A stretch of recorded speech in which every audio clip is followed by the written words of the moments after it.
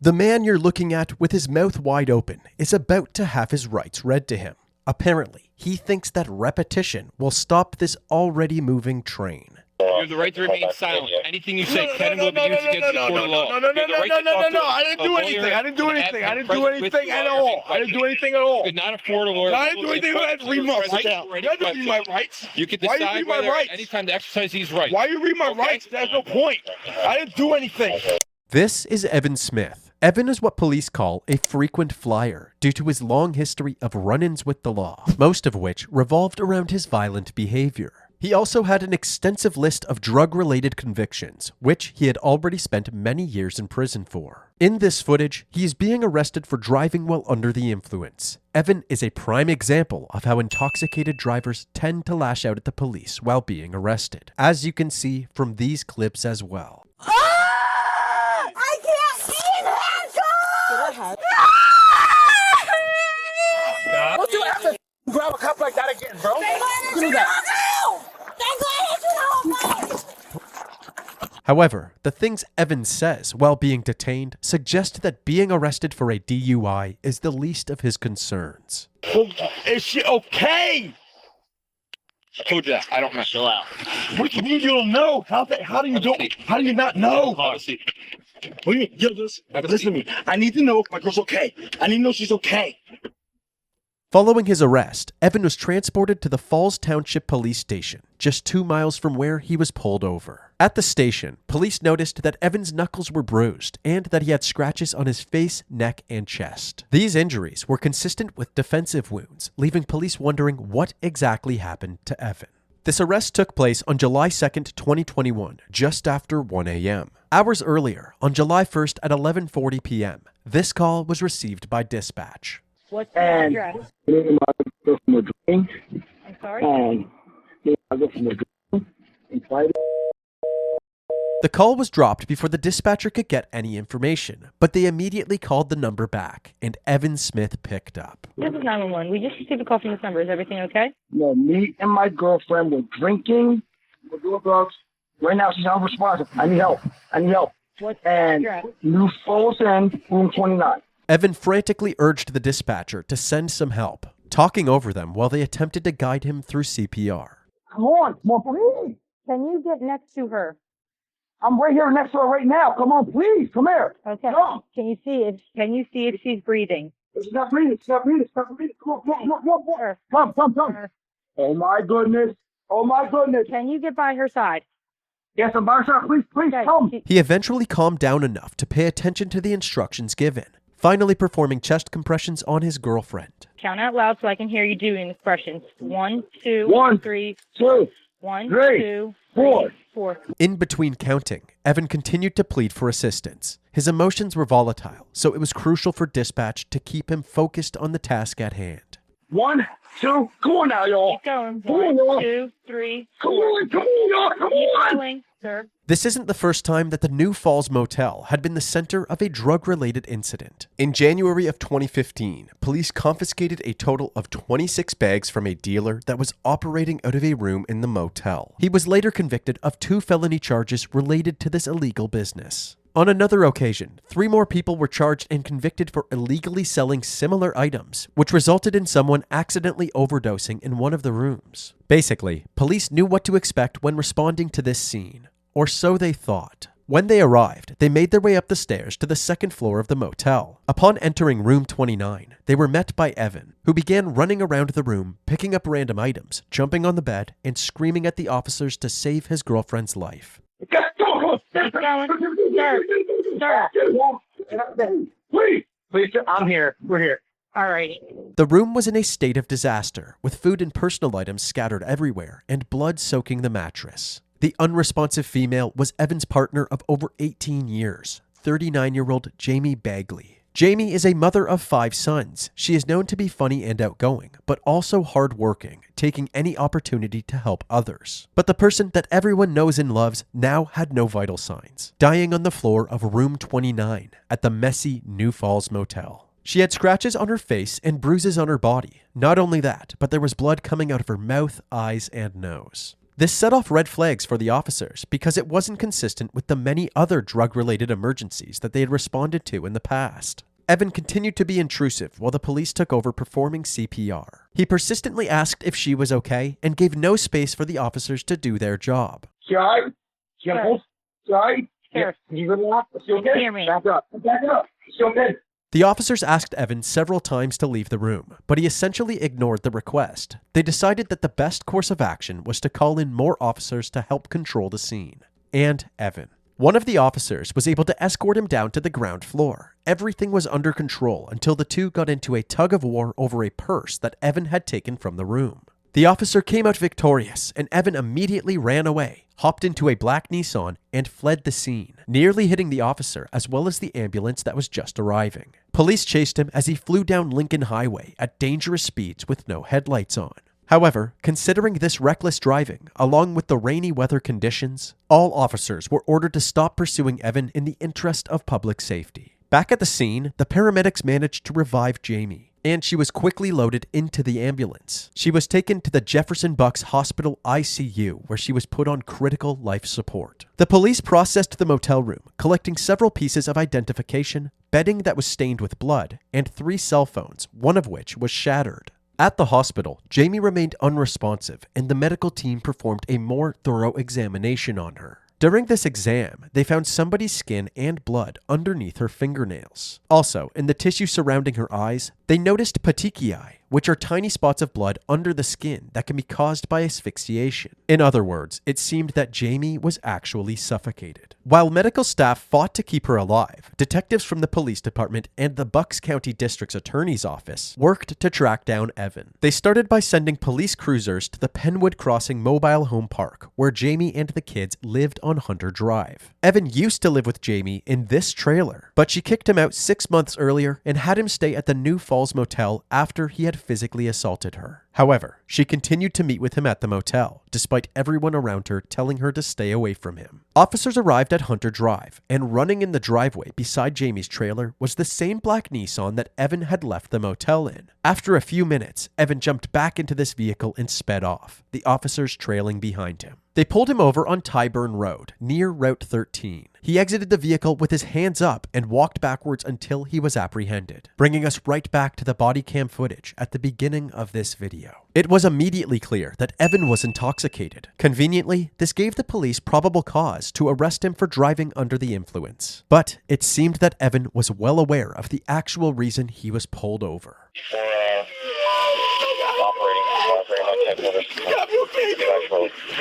Listen to me. Listen to me. Listen to me. You have the right to remain silent. Anything you say can and will be used against. I didn't do anything. Well, is she okay? I told you that. I don't know. Chill out. What do you mean you don't know? How do you not know? Have a seat. What do you mean? Yo, listen to me. I need to know if my girl's okay. I need to know she's okay. As you already know, Evan was transported to the police station following this arrest. After taking the photos of his injuries, the detectives brought him into the interrogation room for questioning. I was a part of the detective group that went to the hospital, okay, to be with Jaimie and to try to figure out what's going on up there, okay? She did nothing for you, did she? I'll be honest with you, she's not speaking. And it's not because she's choosing not to, she can't speak. No, it's not true. Why won't she speak? It's not true. Evan, I'm trying to figure out how this happened so I can relate to the doctors. It's not true. Why would she not be able to speak? Why do you think she couldn't speak? Is she weak or not? Is she weak? Why would she be able to speak? That doesn't make sense. The detectives remind him that the main reason he called 911 in the first place was because she was unresponsive. Right now, she's unresponsive. I need help. I need help. They then revealed to him that Jaimie was actually clinically dead when they first arrived. When you called 911, she wasn't breathing, right? That's why you called? Yeah, that's how I felt, you know. I felt like she wasn't breathing. I couldn't say for sure, but I felt like that, and I didn't want to risk it, so I hurried up and I called 911. I can tell you she wasn't. She didn't have a pulse either. No. Evan couldn't seem to grasp just how critical Jaimie's condition was, so the detectives stopped trying to explain it to him. They were more concerned about getting a confession. They focused on Evan's injuries, suggesting that he was the one who hospitalized Jaimie. Evan, you're scratched up pretty good there. She wasn't trying to defend herself or get you off of her? These aren't even all from... These are like... I know. These aren't even all from... I looked. I had a good look. It's pretty obvious what's old, what's new. Okay. Whatever. As the interrogation went on, Evan became more and more dismissive of what the detectives were saying. Do you consider yourself to have a bit of an anger problem? No, maybe sometimes. Anyone can. I don't know. I think it's the biggest. I think it's the biggest thing I ever had in my life. Okay. Excuse me if I have emotions. You seem extremely short-tempered to me. Well, you seem. It seems almost when you don't get your way, you immediately, burst into or have an outburst. And I could almost assume that if you're doing that with me and Detective Pullen here, I can see you would probably regularly do this with Jaimie. Evan downplayed his anger issues, but his cell phone history told another story. While this interview was taking place, a forensic specialist had been analyzing the couple's phones after they were collected from the crime scene. They were able to gain access to their recent phone history, which showed that Evan had bombarded Jaimie with calls on several occasions, including just days before the motel incident. These calls made more sense when the police found all of the texts that Jaimie and Evan had exchanged, which painted the picture of a roller coaster of a relationship. Sometimes it was clear that Evan was deeply in love with Jaimie, and the two got along extremely well. But other times, Evan's rage would take over, and he would fly off the rails, threatening to kill Jaimie and her family. The police also found video evidence of this ugly behavior on one of the cell phones. Just 2 days before the incident, while on a call with Evan, Jaimie secretly recorded what they were saying with a second phone. The person's supposed to do that. That's not what I want to do. It's not how I want. That's not how I feel. I'm upset. It's the choice I have. Either stay with you and worry about getting killed every other day. No. Had we, no, Jaimie, this is deep, okay? Tell me about it, Evan. I'm the one that's being abused. Yo. This phone call showed that Jaimie was heavily considering leaving Evan after putting up with his abuse for years. Instead of apologizing or saying he'll do better, Evan had a meltdown at Jaimie for sticking up for herself. Come on, will you stop saying that, all right? The fact that Jaimie took this video in the first place was a good indication that Evan's anger issues were only getting worse. It seemed that she knew that it was only a matter of time before something bad happened and wanted video proof of this dark side of Evan. But back in the interrogation room, Evan continued to deny that he had anger issues and kept telling the detectives to ask Jaimie if they don't believe him. Talk to the girl and see what she says, okay? If that's the case. I don't think you're understanding. We can't talk to her. But she cannot talk. But she will, though. She has a machine breathing for her. She is unconscious and is on life support. From what occurred in that room while you were in there with her. Nah, you did last time. You're trying to... Evan, look at me. What do you mean there's a machine? There's no machine that's to breathe for her. No machine needs to breathe for her. Evan. What are you talking about? It doesn't make sense. What could happen to Jaimie? What if she's not going to be fine? She could die. No, she can't. No, she can't. No, she can't. No, she can't. As much as Evan refused to accept what the detectives were saying, his demeanor began to change from this point on. It seemed that the harsh reality was finally beginning to set in. Jaimie might die, and there was a good chance that he would go to prison for it. Evan seemed to realize that the best course of action in his current situation would be to confess. So he now spun a new story, but this time the evidence worked against him. He now claimed to have been fighting with Jaimie before it turned into something more intimate. Pulling, pushing, and choking each other. And I choked her too much this time. That's what I did. That's what it is. There's no more extra. There's no intent. There's no purpose. I did not purposely hurt Jaimie. I love her, okay? Jaimie's injuries corroborated the strangulation aspect of Evan's tale, but the extent of her injuries, along with the defensive wounds all over Evan's body, made it clear that a struggle had definitely taken place. The detectives called his bluff, telling him that they were confident that the attack wasn't an accident. In response, he became defensive all over again, with his unstable anger problems seeping through. I don't care what you think. How about that? How about I just give it to you straight? I don't give a what either one of you think. I care about my girl. I don't care about what you're charged. I don't care what you do. How about that? Clearly, Evan does care. If he didn't, he wouldn't have spent the rest of his interview trying to convince the detectives that he deeply loves Jaimie and would never hurt her. Yet, that's exactly what he does. Does anybody tell you how much I love that girl? You go ask 3 different neighborhoods, from Falls to Bristol to Levittown. Go ask anyone who ever met us. Go ask anyone who deals with us.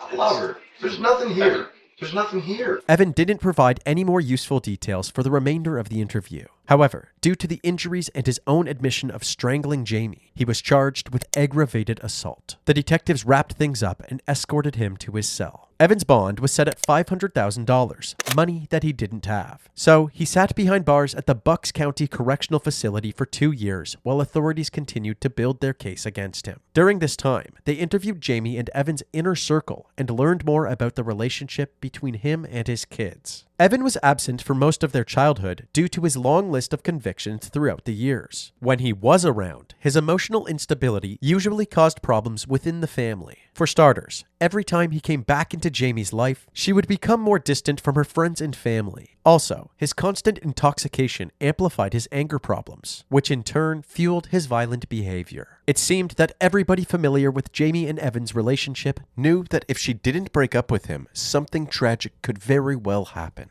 And on July 4th, 2021, that tragic news finally came. 3 days after the incident at the motel, Jaimie succumbed to her injuries. Evan's charges were upgraded from aggravated assault to homicide. Perhaps the most revealing piece of evidence against Evan came from Jaimie's autopsy. On top of head trauma and a possible brain bleed, there were bruises to her neck and a fracture to her hyoid neck bone, confirming that Evan had strangled her to death with a significant amount of force. According to the forensic pathologist, it was apparent that she had clawed at Evan for approximately 2 minutes, at which point she fell unconscious. Evan then strangled her for anywhere between 2 to 10 minutes until she was dead. For Jaimie's funeral, her family started a GoFundMe to help with the associated costs. It raised over $15,000 and to this day actively accepts donations to help secure her son's future. Leading up to Evan's trial, an inmate came forward saying that Evan had told him every last detail of what led up to the murder itself, and the lies that he told the police afterwards. Apparently, Evan had discovered dating apps on Jaimie's phone and became upset. He told her that the next time she came to the motel room, he would kill her. Jaimie stopped by to bring him food anyway, so Evan strangled her to death. The inmate also said that Evan admitted to fleeing the scene when the police showed up,